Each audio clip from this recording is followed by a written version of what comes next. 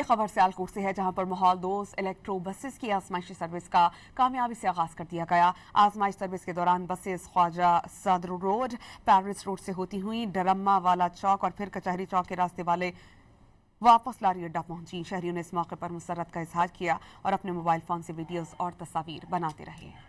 ये खबर सियालकोट से है, जहां पर माहौल दोस्त इलेक्ट्रो बसेस की आजमाइशी सर्विस का कामयाबी से आगाज कर दिया गया। आजमाइश सर्विस के दौरान बसेस ख्वाजा सदर रोड, पैरिस रोड से होती हुई डरम्मा वाला चौक और फिर कचहरी चौक के रास्ते वाले वापस लारी अड्डा पहुंची। शहरियों ने इस मौके पर मुसर्रत का इजहार किया और अपने मोबाइल फोन से वीडियोस और तस्वीर बनाते रहे।